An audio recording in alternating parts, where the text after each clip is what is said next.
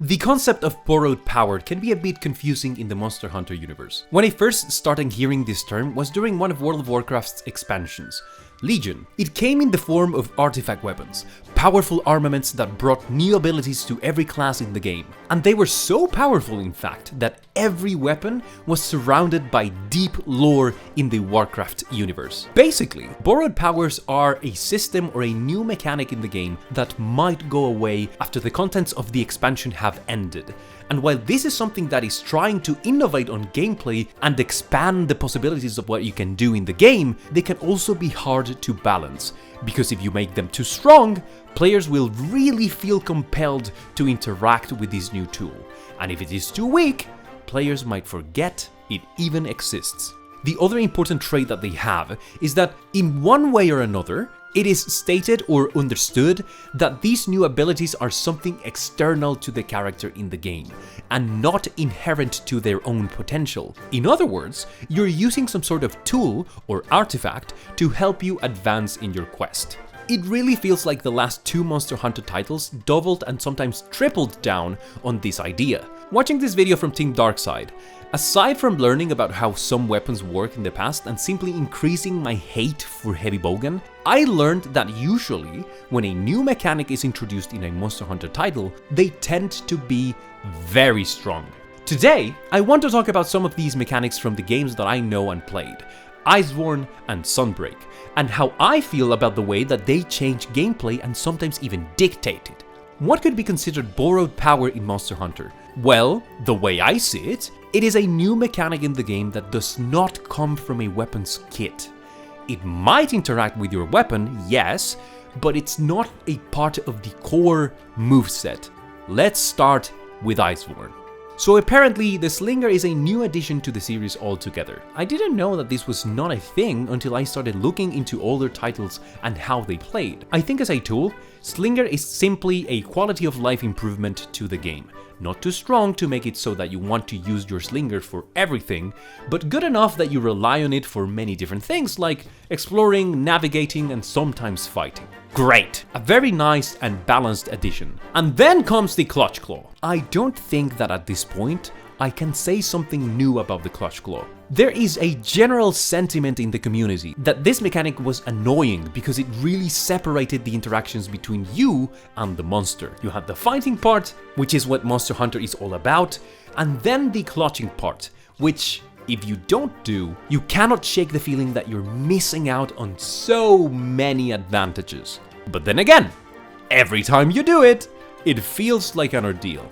And it doesn't help that Capcom wanted this to really be a thing, because by wallbanging you can get monsters to enrage quite quickly, and by the end game, almost every piece of equipment had agitator in it. Like, one thing is to offer players this cool advantage, and the other is to make it so that every part of the game points you towards that mechanic.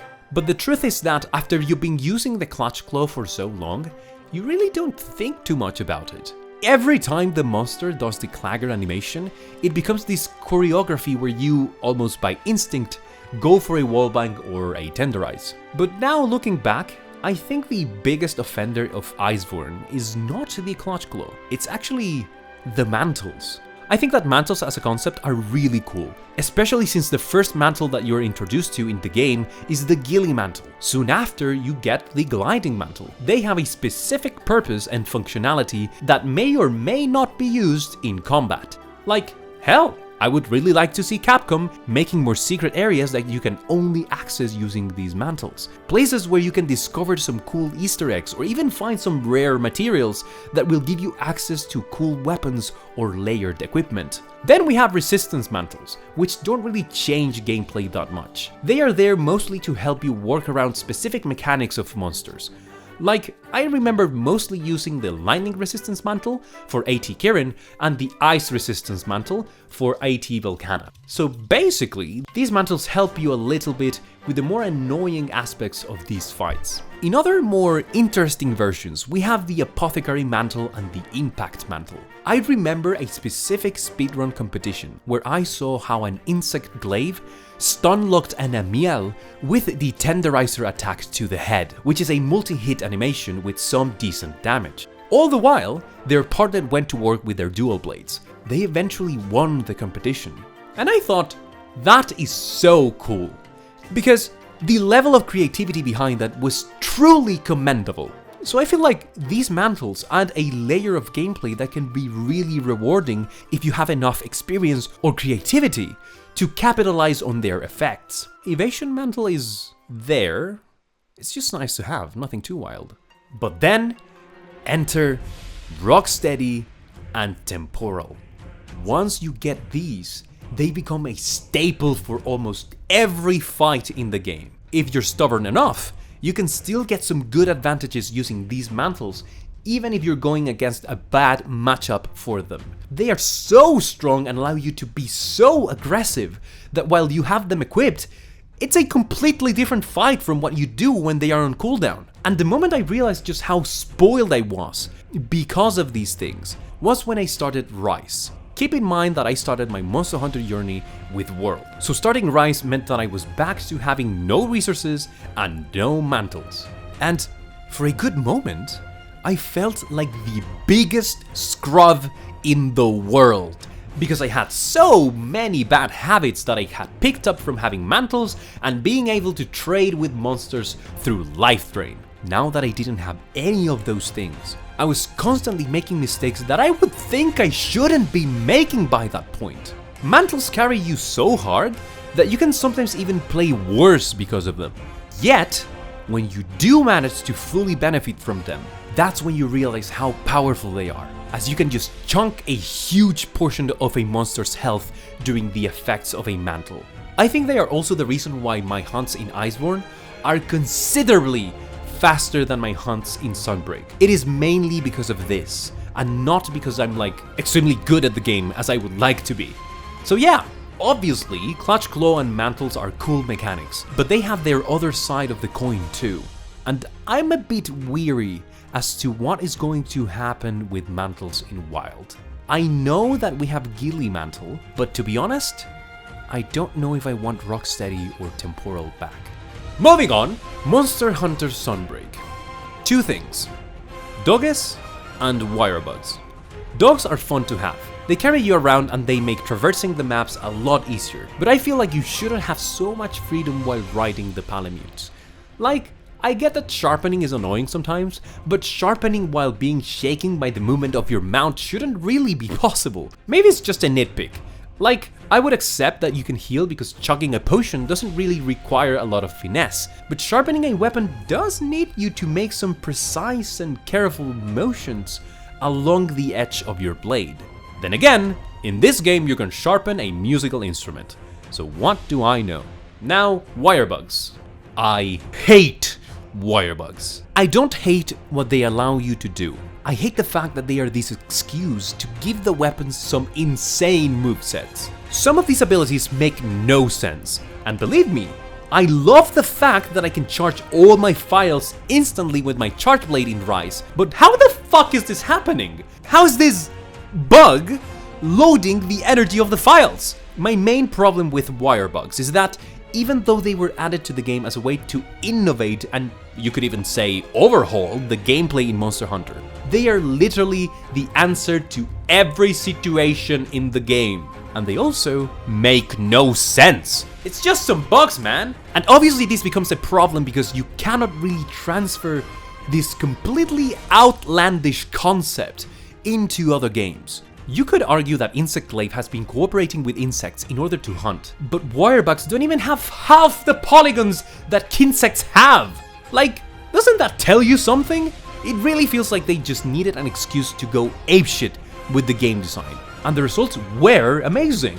They created some of the craziest abilities and weapon interactions seen to date, but none of them are thanks to the weapon itself. It almost feels like your weapon is not really the protagonist of the hunt, and instead, it's just this bug. In my opinion, a perfect example of when borrowed power went too far. So why talk about borrowed power anyway? Well, I think it's important to take note of the way that these mechanics interact with the game. Especially because in many cases, when these mechanics are too strong, players will expect them to be present in the future. People got really mad when after the Warcraft's Legion expansion, artifact weapons were removed. Yeah, you could still use some of the main abilities that these weapons brought to the game, but you lost all the cool passive bonuses and interactions from procs and skill improvements that came with the artifact talent system.